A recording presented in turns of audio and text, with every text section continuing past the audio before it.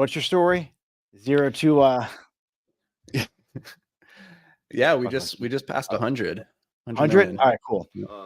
Facebook, Instagram is loading up. We are live on Instagram. All right, Vicino, correct?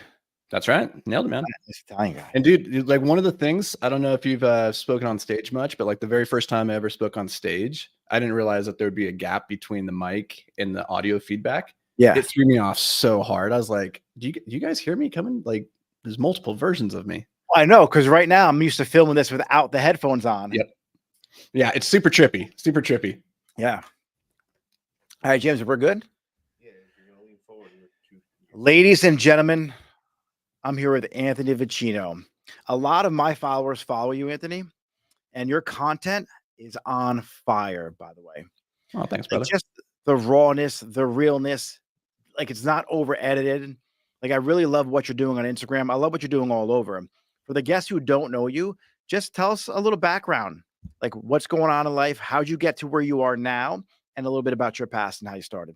Yeah, dude, I appreciate that. It was a real struggle. I'll be honest. Like we took the long, winding route to get to where we are today. For me, so much of my life was defined by ADHD, like really running amok in my life, and that was a result of me letting it, not understanding that this thing that made me different, made me unique, it wasn't necessarily a bad thing. And so, everybody in my life told me like, oh, he can't focus. He can't, sit still and like be a meaningful contributor to society. That's how I felt. And I bought into that. And so for the first 25, 26 years of my life, I just kind of like rode the struggle bus through life and just kind of drifted, and everything fell apart in a very dramatic way when I was 28 years old. And my fiance, she calls me out of the blue and says, I don't want to do this anymore. And like, in hindsight, looking back on it now, I'm like, yeah, I don't blame you. Like I was a mess. I didn't have any, like people talk about getting your shit together. I'm like, I didn't have any of my shit together. It was everywhere. And so, but that was a blessing because like she kicked me out of the house, and I had to face like some harsh realities, which was that I had been subsidizing my lifestyle with credit card debt. And I had about $80,000 of debt at that point. I had about $2,000 of like actual money in a savings account. And I was like, what do I do here? So I live in the back of a van parked in downtown Oakland for the next 4 or 5 months as I kind of like get my life figured out. And it was in that period, a friend, he's like, dude, you're like, this is sad. Like seeing you live in a van in, down by the river type thing. It's like, this is pathetic. Let's do something. So he recommended, hey, let's start a business. I was like, I don't know anything about business. I don't know the first thing about that. I never had a lemonade stand. I didn't pluck flowers, sell. What were you doing at this point? I was a professional rock climber. Okay. So that sounds really cool, but really it just means like I traveled around, climbed on rocks, and made like barely any money. And so I was subsidizing that, working at a climbing gym, working at the front desk. It was a really cool life, but it wasn't paying the bills. It wasn't contributing meaningfully to society, and it wasn't like making me feel fulfilled. It was just me running off and being Peter Pan and like playing like a grown child. And I was good for a time, but like I had to make some hard choices when I was in that van. So we started a window washing business. Like rock bottom was good for me in that way, because it like opened me to the possibility that, we should try something different. And it turned out like ADHD, the problem for me was that I couldn't direct it towards things I wasn't interested in. I wasn't interested in building things for other people. I wasn't interested in being an employee and showing up and just like punching the clock. I couldn't do that. But as soon as I had this thing that was all my own, and like the outputs were correlated to the inputs, I was like, I love this. And suddenly like this hyper focus came into like high resolution. And I was like, oh my God, this is what I was made to do. And so that's what we've been doing for like the last 12, 13 years, is just building businesses. We've built in manufacturing, we've done e-com, we've done media, we've done real estate. At the moment, like our portfolio, our holding company has about, I'd say just over 100 million in top line revenue. And so it's been good, but like the thing that I'm really passionate about now and like sharing the story is just like helping people like break the identities that they've created for themselves to realize, that thing that you look at that people have told you is your weakness, it might actually be your strength if you could just shift your perspective on it. I got two things here. So ADHD, I'm not sold on it to a point where I think I have ADHD. Mm-hmm. And I feel like people use that as an excuse not to be successful. And I totally did that. That was totally me. And I'm like, no, dude, it could help you out. And everyone uses that as an excuse. Like, no, I can't focus. No, you could focus. You're just focused on the wrong stuff. Yep. And the way schools are engineered here, especially here in the States, it's not meant for people like us. We're No. not meant to sit in a classroom and be told how to think. Well, Right? this is the thing is that like growing up, I thought the only game that you could play was you go to school, you sit down, you face forward, you do the homework, you pass the test, and you move up to the next grade, and you keep doing that until you get your degree, and then you go work your W-2 job. Like I thought that was the game to play, and because the ADHD mind is not designed to play that game, we all feel as though we're losing, like constantly feeling as though we're losing. And I was like, well, if that's the game that we have to play in life, like I'm born to be a loser. I'm never going to make it. The thing that shifted was realizing that like you can't change the cards you're dealt, but you can change the games you play.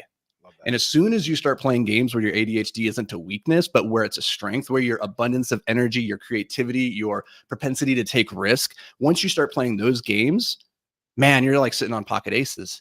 When did you get into self-development? How old were you? Well, that I was always interested in it. Like that was the thing. One of my degrees in school was in psychology, so I've always been interested in personal development.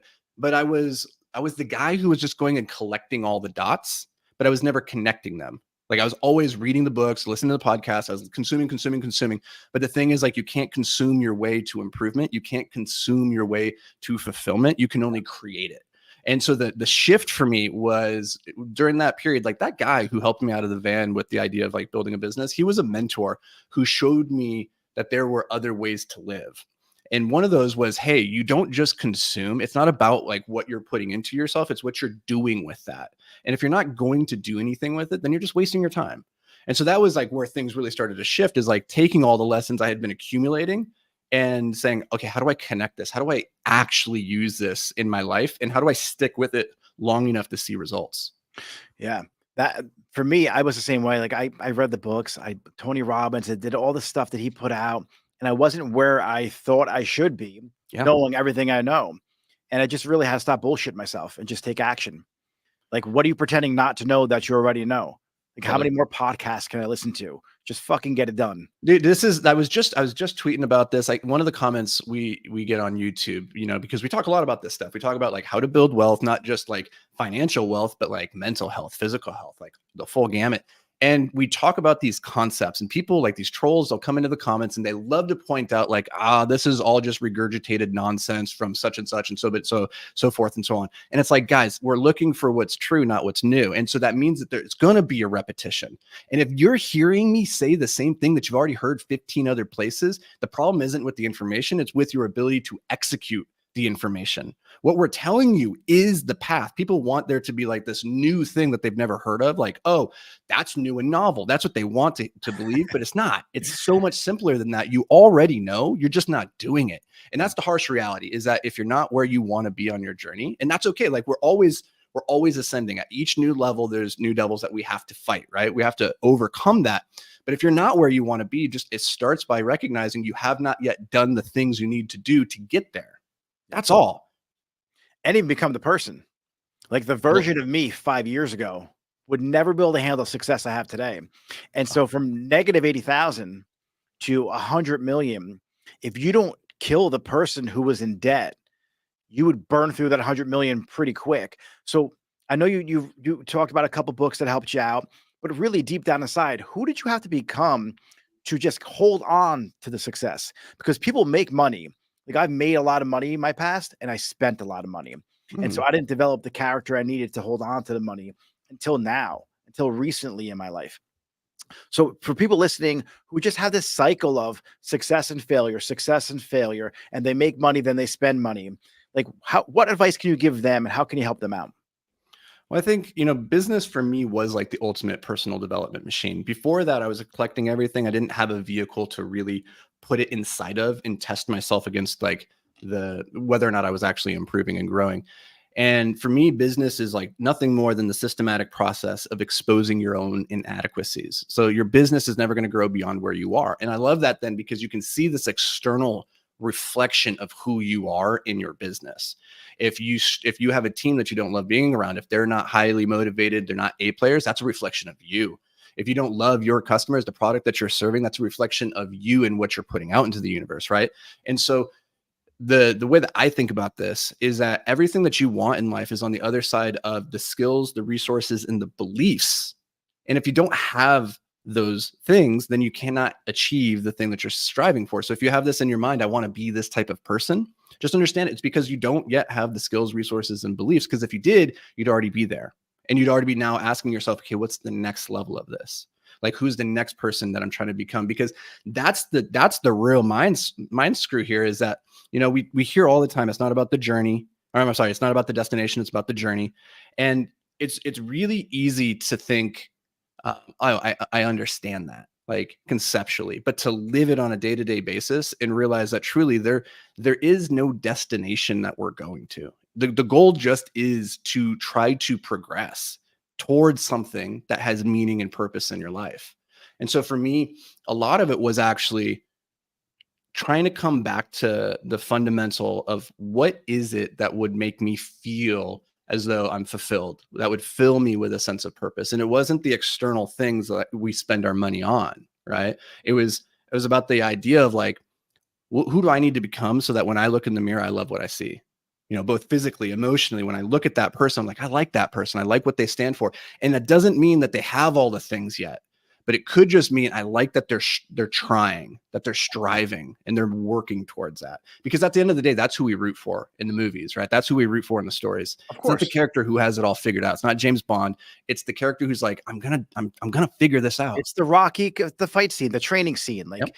going through all the dirt and like trying to fight the Russian, running up the hill in the snow. Like that's the scenes we love, like the struggle. And that's the scenes that define us in our life. Yep. So you said something really intriguing to me about it's about the journey. And you think of people who are successful actors, successful CEOs, and they're depressed and they Yeah. either wind up committing suicide or like even athletes, they get off the big stage and they have such a high level of success and they're so unhappy. And people look at them from the outside like, you have everything. Like, Yeah. what are you unhappy about? And you contribute that to them never understanding who they need to become. They were just only focused on the goal and never enjoying the moment. Because once you get it, like it flees you. Like getting the new thing, the shiny object, after 10 minutes, you're done with it. Yeah, the way I think about this is it's the tyranny of the past and the future. So when you do great things, you are now tyrannized by one, the fact that you have this big ambitious thing that you're working towards, the future you that you could be, the thing that Oscar that you want to win, that big movie, that big accolade, right? That's the future you that you're measuring present you against, and you're not stacking up to that. As soon as you achieve that thing, now you have the tyranny of the past, which is you have to live up to this thing that you did. And so now you have to go do it again and again. And it's not enough just to go make a movie that you're proud of, because if you've won the Oscar and you don't win the next Oscar, you've actually gone down the mountain, right? In people's minds, that's how they think about this. And so Alan Watts, who's this philosopher from Love like him. the 50s and Love Alan 60s, Watts. love his stuff. And he had a framework that I found very valuable, which is just to think of life not as a journey, not as a place that we're trying to go to, but to think of it as a song. And the purpose of a song isn't to rush through to the climactic part. It's not to rush through to get to the end. It's just to play every note beautifully, because you understand that this note played beautifully plays into the next note and the next note. And it could just be that you have hit this high note and that is the climax, but now we need to come down, right? And as long as you just focus on playing each note beautifully, you can live in the present. There is no anxiety when you live in the present. You know, anxiety is just a root of living in the future pacing about something that's not yet happened, or living in the past and asking and trying to live up to something that no longer exists. Did you read The Power Now? Oh yeah, yeah. Yeah. Eckhart So Tolle. that kind of, yeah, that brings me back to that thoughts I were having in that book.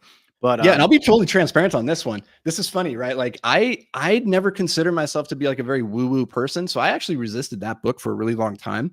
And it I is a had little that book for years. yeah, it is a little woo-woo.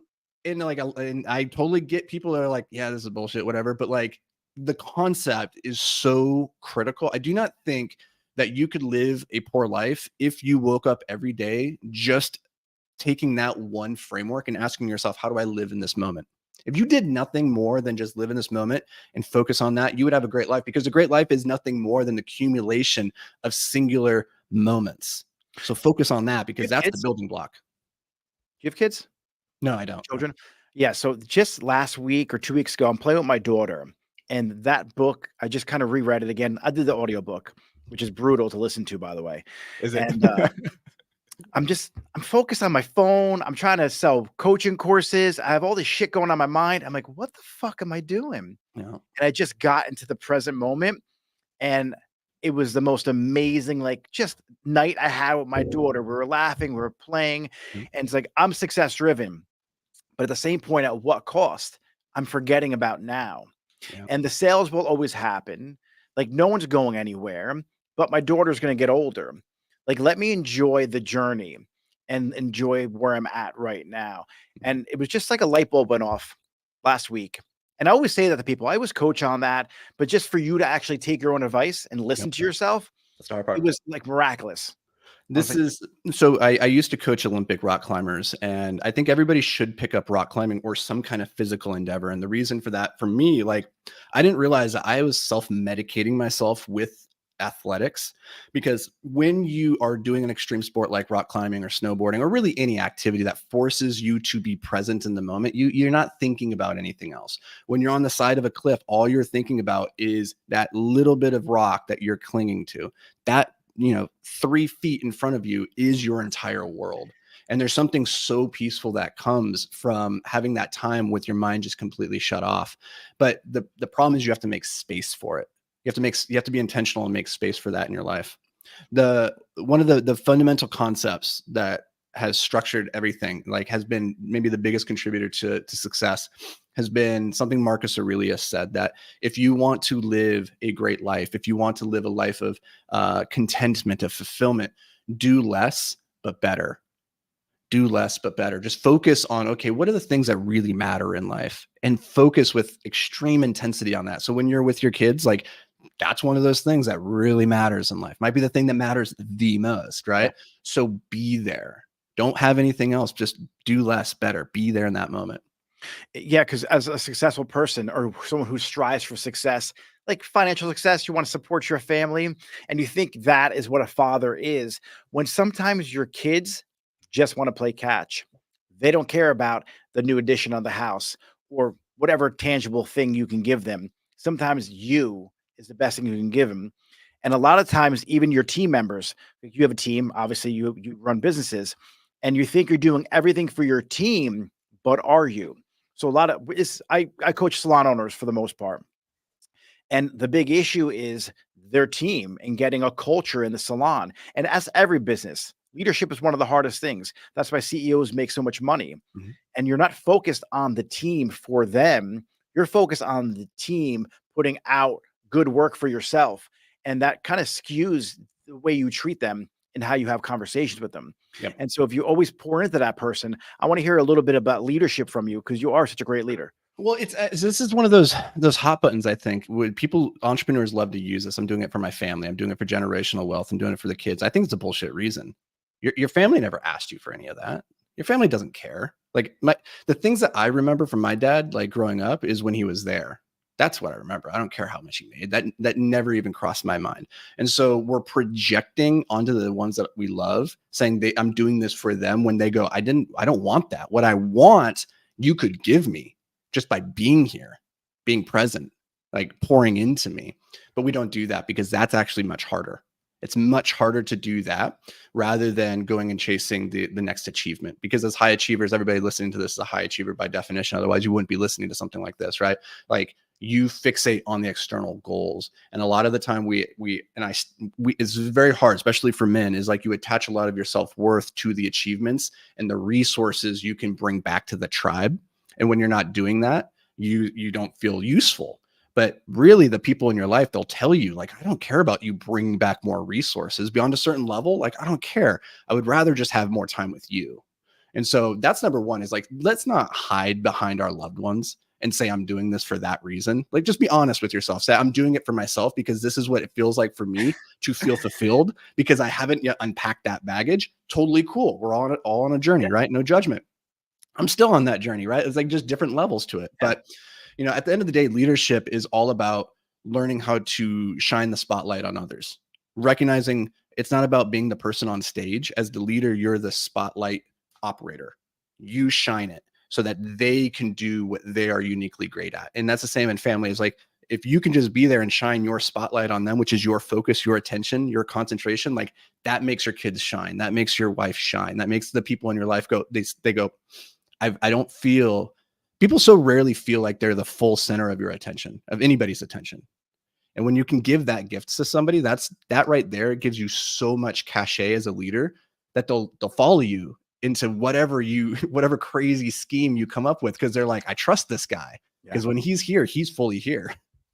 Yeah, it's all about trust. Like your team has to trust you or they're going to leave. Mhm. And we always say, your vision has to be so big that it fits your team's vision in it. But they also have to trust the fact you're going to follow through with that vision for them. Yep. When you're talking about like being a father and connecting that with, going out and getting the kill and bringing it back to the tribe, I just had an epiphany. My father was one of those people who worked. Like he just worked 2 full-time jobs and he crushed it. And I always connected his love for the family with working hard. So just in that instant, I literally just put myself as a 7-year-old and I made the connection of that's why I do what I do. And I make the excuse of I have to work hard in order to prove to my family that I love them. It was like just that second it popped in my head when, why the fuck am I telling myself that? Yeah.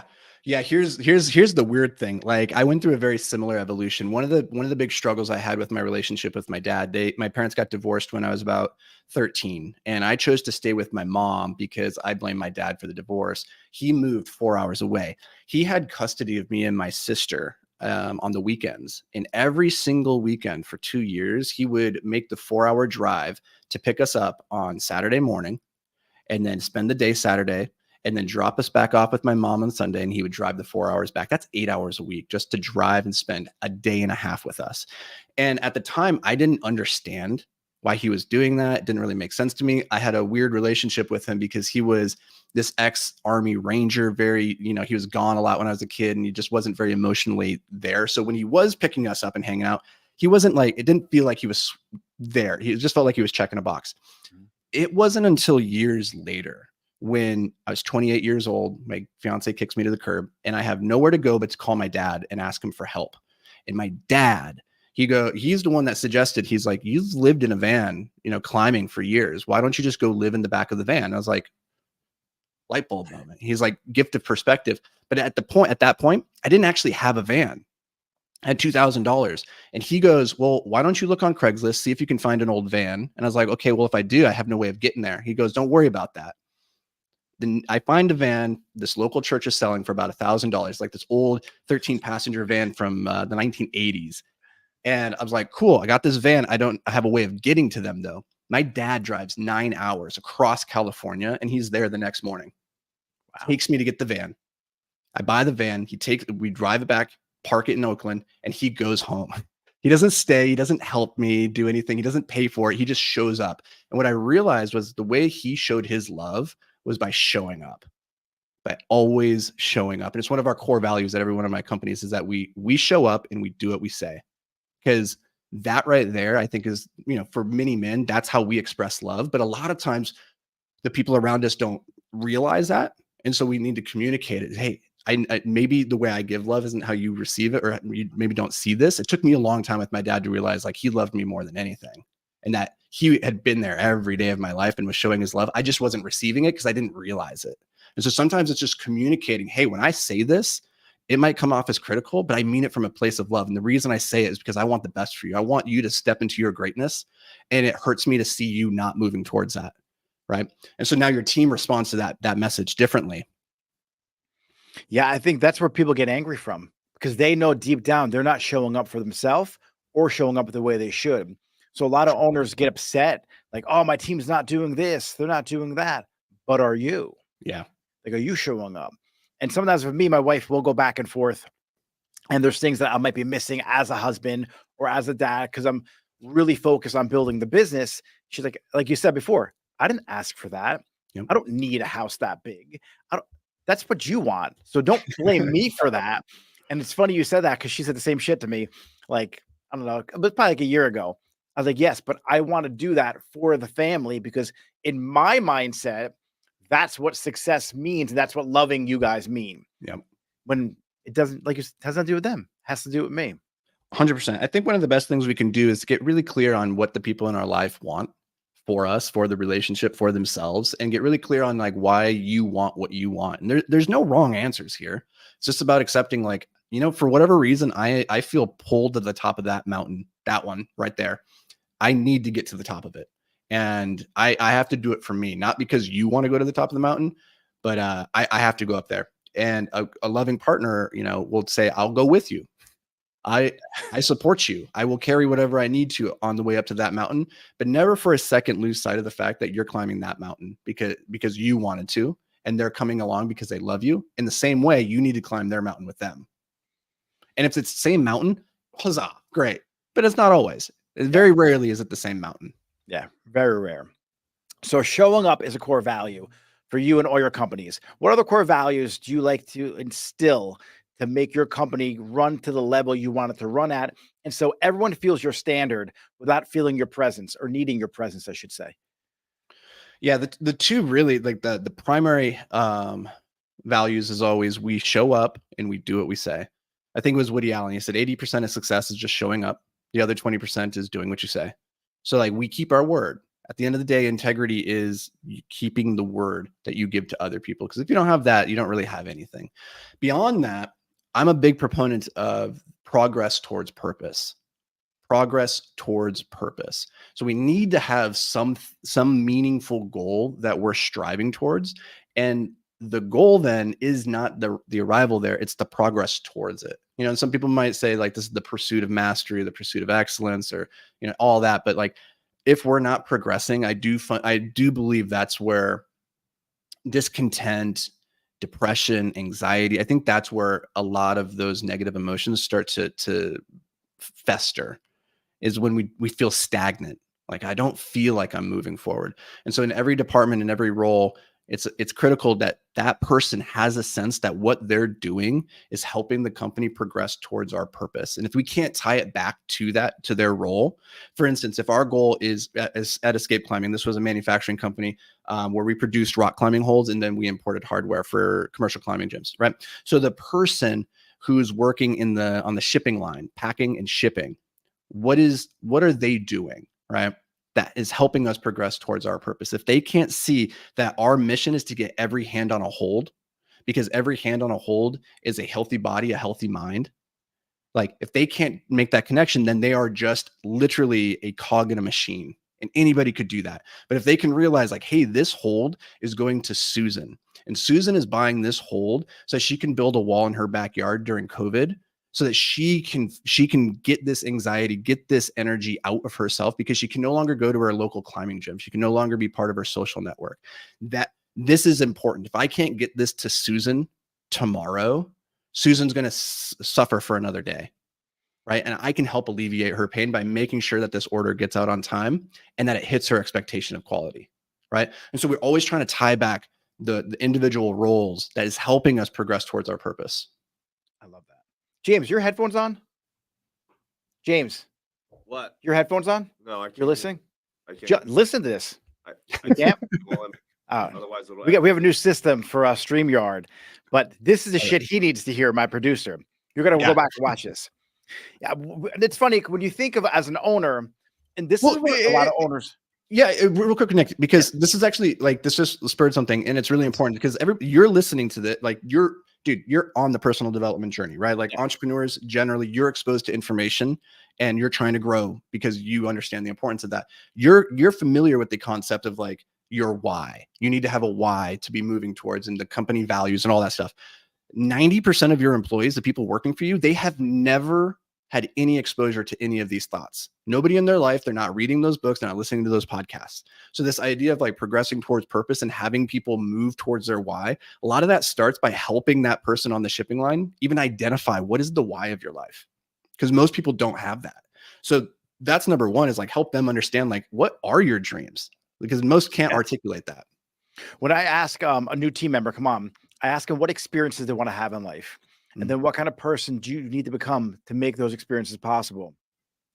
And when I ask for goals, like a team member's 22, she's a 22-year-old girl. She got out of hair school. She has no fucking idea. Yeah. She's just like, I want to make enough money to get an apartment. No.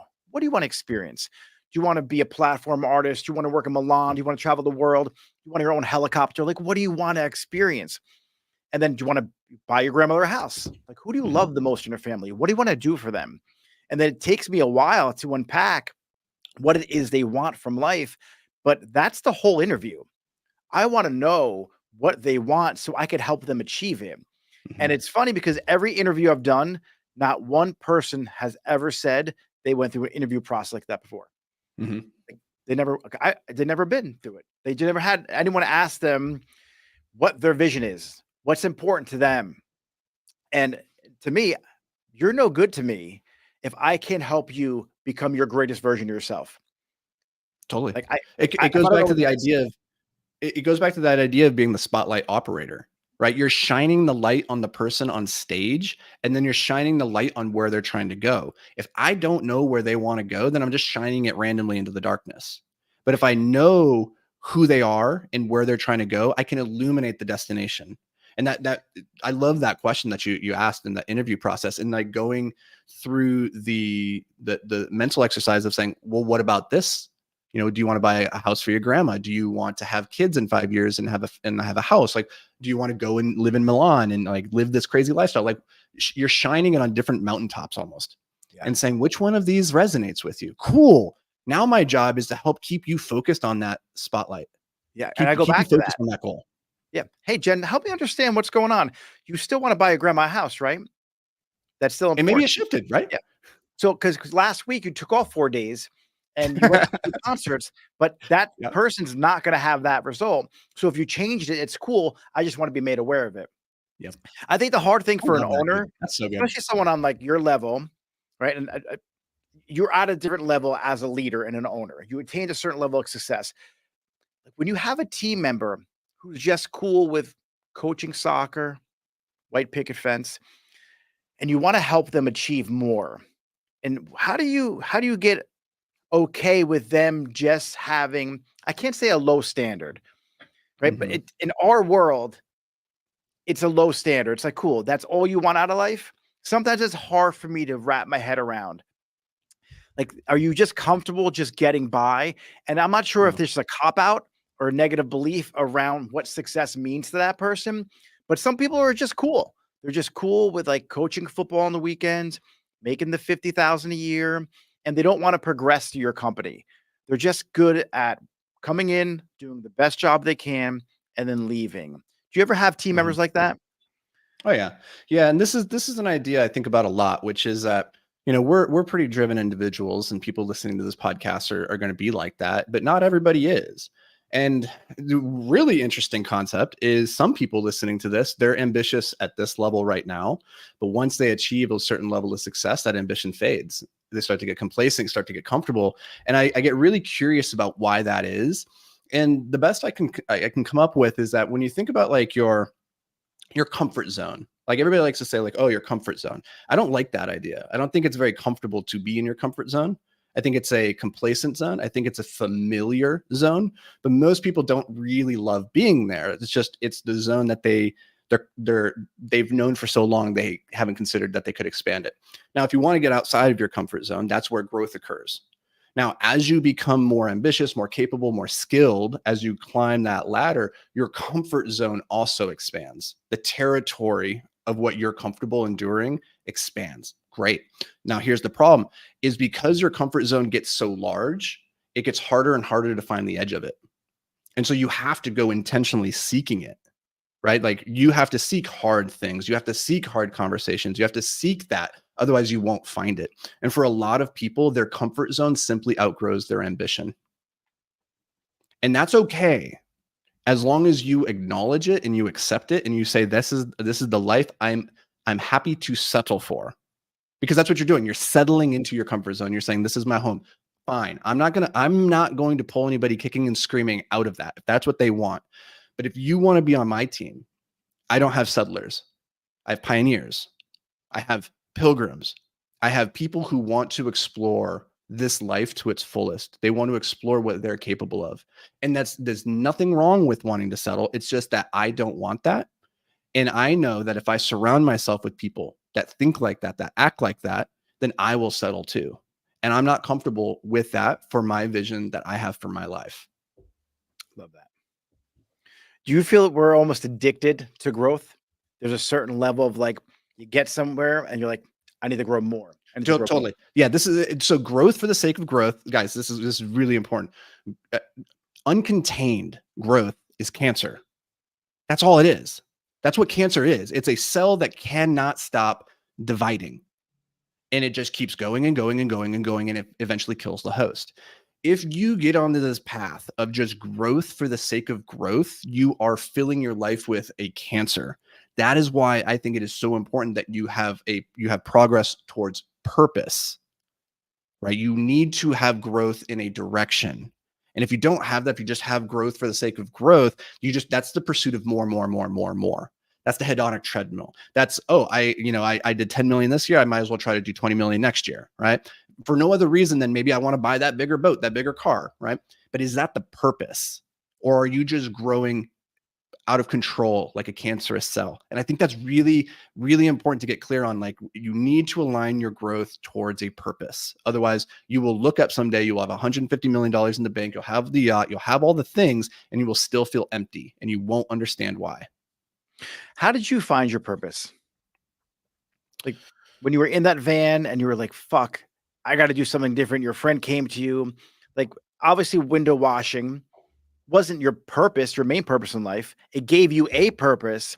And then what triggered like this motion in you just to keep on moving?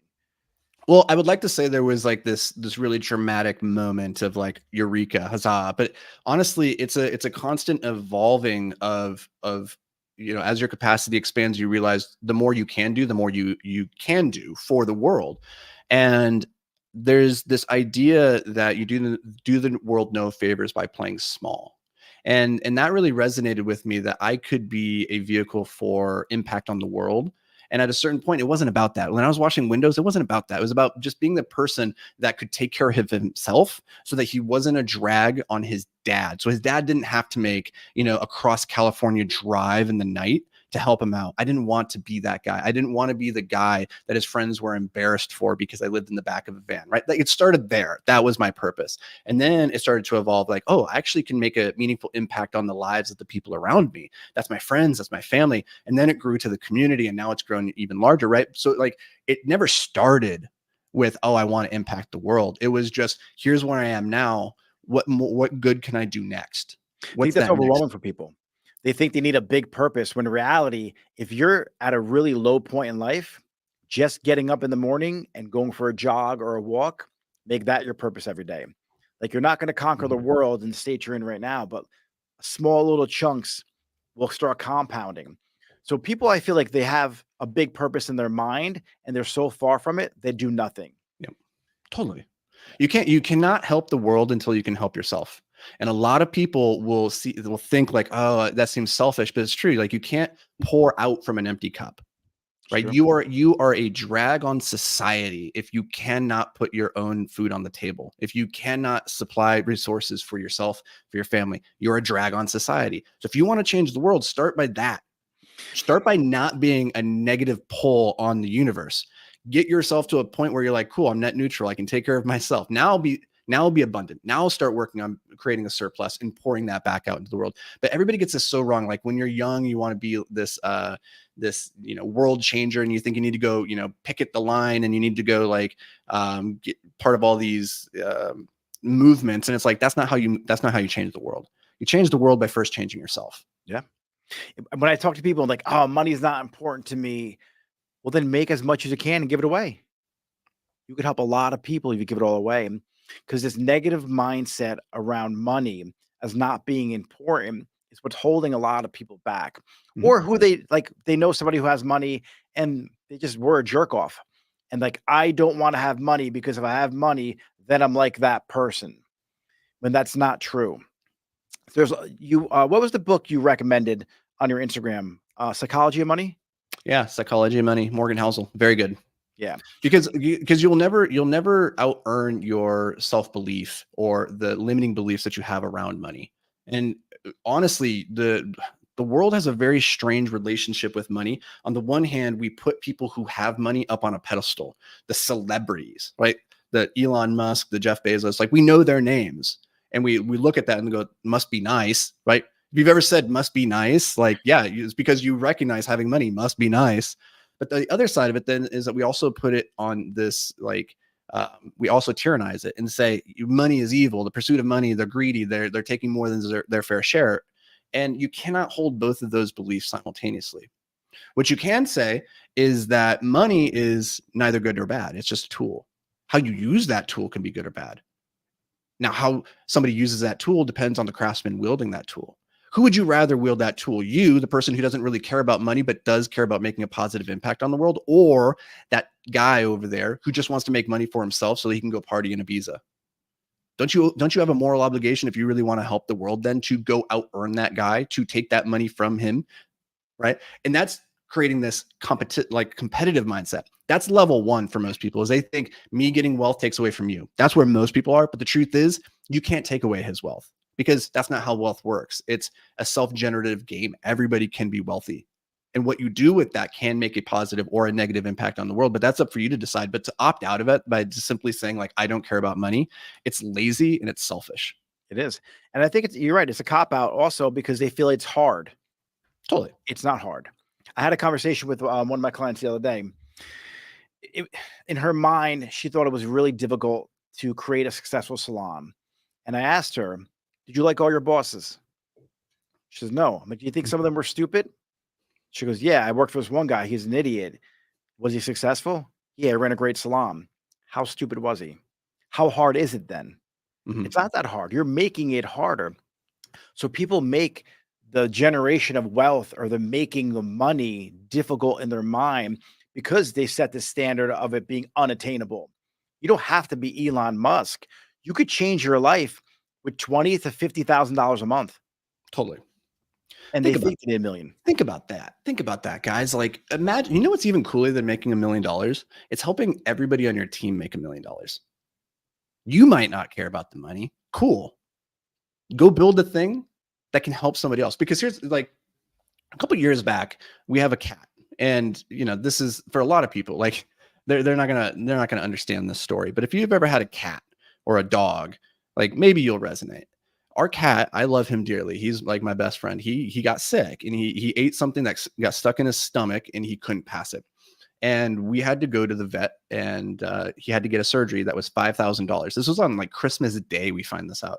And at that time, I did not have financial security. We did not have money. 5,000 was more than what we could spend to save his life. And it killed me having to do the mental jujitsu of what is my loved one's life worth, because I couldn't provide the resources. I didn't have the money. Now, luckily, we were able to find a non-for-profit vet that was able to do the surgery for only $2,500. And I was like, fuck, 25? Okay, that's way better than 5. Let's do that. I'll save his life, right? And he's still with us all these years later. Now, take that story and extrapolate it out to your dad, to your mom, to your sister, to your kid. They get sick and you can't provide for them. You can't help them. And all it is just $1. That's all it is. It's just $1 could save their life. But you don't have it. How shitty is that? It's Now, terrible. it's absolutely horrible. And the thing is, like, money is the number one stress in everybody's life until they solve for that issue. So everybody working for you, you might not care about money, but they certainly do, because they have bills. They have family that they want to provide for. So don't make it about you. If you don't care about the money, cool. Don't make it about the money. Make it about the lives that you can impact with it. Hey, I'm going to build this thing because I know I can. And I'm going to pour back into my people. This is what we did with the window washing company. A year and a half later, we passed $1 million in top line revenue. I wasn't passionate about window washing. I wanted to go and do the next thing, right? I sold the company back to the employees. Hey guys, you're, and these are, like, rock climbing dudes that were just washing windows. Yeah. They like, suddenly they have this vehicle. Hold on. You hired the rock climbers. You were cool. Like, you were chilling with. Yeah. So get this. Idea, because they're cool. People don't get this. It's like, you have to understand what is your unique advantage. We were washing windows in San Francisco.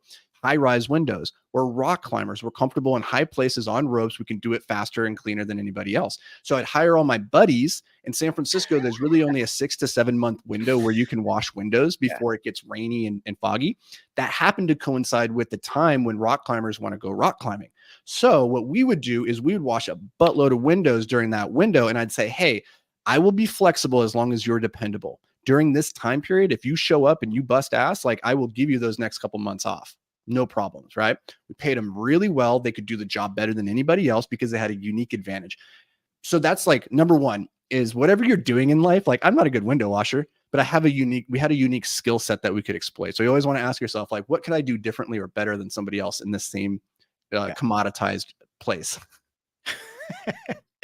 It makes perfect sense because I'm not cleaning a window 200, 300 No. feet. Fuck that. Like rock. Dude, I went and sit on the side of a high-rise apartment building the other day. I looked down and I was like, nope, not me. I'm not that guy anymore. Yeah, those parkour kids who jump off buildings onto other buildings and shit. That's a whole different level of risk. Well, here's the thing too, Nick, and you'll resonate with this, is that the gift of a mentor, of a coach, is that they have perspective. They can see things that you can't because they're standing on a higher vantage point. I would never have thought of window washing. It was the guy who pulled me out of that van. He goes, you're really good in high places on like sketchy ladders and on the side of like cliffs, right? You know what else would lend itself? He's like, do you see all these tall buildings? People got to wash those. I was like, oh shit. And then suddenly every one of those windows was a dollar sign. Right. And so that was the gift of perspective and saying, hey, you have this unique ability. Here's how you could apply it. And it's sometimes just like a subtle little shift that makes all the difference. That's how I got into coaching. Mhm. Because my friends were needing help in their salons and I was helping them out, just telling them what worked for me. They would hire coaches and those coaches would ruin their business, giving them information that didn't really help them. It was just speculation on what they should do. I'm like, no, don't do that. Do this, this, and this. It's what worked for me. Mhm. And then I was like, oh shit, I'm good at problem solving. So I may not be in your situation, but here's how I would solve it. No. And then it worked. Yeah, good rule of thumb for finding a coach or finding somebody to work with is if they only focus ever on the macro high level like concepts and they're not able to take that macro and apply it contextually to the micro of your situation, they're not a very good coach. Because that's what a coach really does is we take what's true, not new. So there's really only so many frameworks, so many concepts that we need to apply. It's how you apply that makes all the difference. And that's what a good coach can help you do is like look at your situation and say, hey, you're doing this wrong. Great idea. It's just wrong execution. Here's how to do it better. So who do you help? Who do you mentor? Who do you coach? Who's your typical client that comes in your program? Yeah, I'm super selective. We keep it small by design because I like to get my hands dirty, but like with one-on-one coaching, it's just not a very scalable use of my time. So we do have a small group of entrepreneurs we pull together for weekly coaching. They're typically people that are doing just around 300,000 to $1 million in top line revenue, and they want to go to 5 million. And then at the 5 million mark, we have to shift the systems and processes to get them to 50. It's a different game. So first we go from 300, it's completely different, right? So we go 300 to 5, and then at 5, go, cool, let's transition this. Now we need to build for 50. It's a fundamentally different approach. But honestly, I have way more fun helping people go from 100,000 to 2 million than from 5 to 50. Because from 5 to 50, now you have all the resources at that point. Like you're good. You're fine. But the guy who's at 200, he's still trying to figure shit out for himself, for his family. And it's life-changing to go to 2. It's life-changing. And so that's the most fun period I like. I like working with those guys. And they're in all sorts of different verticals too. Yeah. Like, because business is business at the end of the day. Yeah. So you do e-commerce too, right? Yep. I have a beauty business that I sell products for online. Oh, and cool. I remember starting that out. I started with a company called Buddha Sport, action sports, mountain biking, skateboarding, MMA, and I just couldn't monetize it. I tried to be an affiliate marketer. I tried writing the blogs, and then I realized that why don't I just sell shampoo? Like I'm in a hair salon. Like what the fuck am I trying to do here? Yep. And so I went from you're like this action story. I went from starting the business to learning how to do Google ads. So I grew from like a 0 to almost, I would say, 1 million within like a year and a half in just top line revenue. Yep. The first 3 months of doing Google ads, though, I spent $98,000. I did free shipping, free returns, had no idea about return on ad spend. Yeah. I got obliterated running discount codes, Yeah. pop-up emails, and I probably lost 300 grand that year. And I did 1 million in revenue. I just got slaughtered. Yeah. And I got my first Harvard education in business and e-commerce that year. Yeah. You want to know something pretty wild? I was reflecting on this, like, because there's a lot of different ways to be successful in business. And you get into your lane, you use the tools that you're familiar with, and you just keep using them over and over and over. And one of the tools that we've never used is paid advertising. For all my businesses, we've never used paid advertising. We've done a little bit of like PPC on Google for like search intent, but Yeah. never any social media ads. It's always been born off the back of organic referrals and outbound. And all that's to say is, like, regardless of where you are on your journey, like Outbound if cold you're trying calls? to, yeah, outbound. So like calling commercial climbing gyms and being like, hey, what are you guys working on? Wherever you are, you don't need to have every tool in the toolbox. Like, you could take one tool, one of those tools. You could just do ads, you could just do organic, you could just do outbound, or whatever. Figure out your lane, and you can get to 5 million just off of that one. Usually going from 5 to 50, we have to start layering in some other channels. But like, if you're still new to the game, find one lane that resonates, that works well for you for getting acquisition, and just become a master at that one thing. Master paid ads before you start selling or start using paid ads, because you will get killed. Yeah, Now it's easy for me. totally. But Once you have that skill, you're like, I know exactly what to do, and you can I would just definitely repeat do it. organic first. I would flip the whole script, because right now my coaching, I do organic. I might boost a couple of posts here and there for fun, but I don't want to get into what I got into trying to get into e-commerce. Yeah. For us, our first business, the window washing, we grew that in the first 6 months, pretty much exclusively off the back of knocking on doors, because I didn't know there was any other ways. We just knocked on hundreds of doors every single day and got really good at door-to-door sales, which is the most brutal way to learn sales. But if you can learn it in that environment, you can then transfer it anywhere. But like, all that's to say is, you can be successful with any acquisition channel if you lean into it hard enough and you become really good at it. So sales, what do you think of sales? I think sales is service. I think sales is the ultimate form of service. If you have a product or a service that you believe can genuinely help somebody, that can improve their life, I think you have a moral obligation to make them aware of it and help them make a decision that's in their best interest. For instance, if you had the cure to cancer, you owe the world everything you have to get out there and make people aware of it. If you can genuinely save lives, why wouldn't you do that? That makes you a bad, selfish person, I believe. Now, I think a lot of people, the reason they have sales resistance is, number one, because they're selling something they don't believe in. And there's no price you can charge for a product that's worth selling your soul. So if you don't believe in what you're selling, you need to stop and go do something that you do believe in. That's number one. But when you have that product or service that you believe in, shift the mindset that this isn't just about getting the money. This is about helping a person make a decision that will positively impact their life. And if you can attach it to that sales is service, you go into it with a completely different mindset. The goal is not to close. The goal is to help you make a decision. And maybe you decide, actually, I don't want that. And that's okay. But I think so many people, they get in their own head around sales because the only examples that they've seen it, you have two examples to draw from when it comes to sales. You have the bad people, and those are the ones that stand out, and you have the really good people, and they're invisible. Because when you sell from a service-oriented place, you don't feel like you're being sold to. And so the example everybody has in their mind is the bad salespeople, and they don't even notice all the good sales that they've had over their life. Yeah, we sell every day. Every single day. Every day I sell to my daughters to eat the vegetables, to eat the food. You sell to your wife, hey, I got to work a couple hours today, so let's push off that vacation, whatever it may be. Dude. Like, you're always selling something. Dude, you want to know the most important sell that you're making every single day? Yeah, but It's to yourself. Yeah. It's selling yourself on your vision, on your dreams, on the actions that you're going to take every single day that are going to move you towards that. Your ability to sell yourself is critical. If you can't do that, then you can't help anybody else.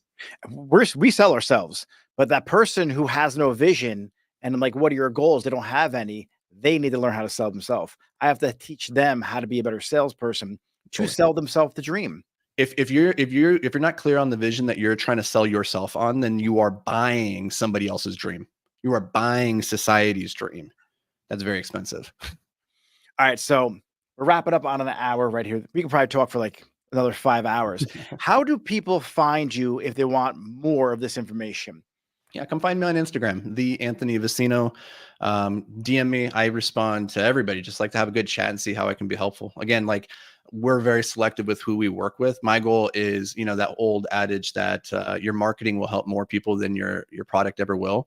My goal is to have like the most valuable marketing for anybody out there. So if you come into our funnel, our goal is to make you better just through that without having to give us any money. That's the ultimate goal. And his Instagram content, everybody, like I followed Anthony for a while now. His Instagram content is superb. You leave watching every reel, learning something, literally every reel. And it's cool too. Like you're playing pool in one shot, you're working out at the gym. It's just, you have a very good approach to how you do social media. I really enjoy it. I really appreciate that, man. All right. Thanks for helping us out today and getting some clarity on some goals and sales and everything else, Anthony. I really appreciate it. Everybody, make sure you give him a follow, and I'll see you on Instagram. Yeah, buddy. All right, cool. James, good? Yeah, we're clear.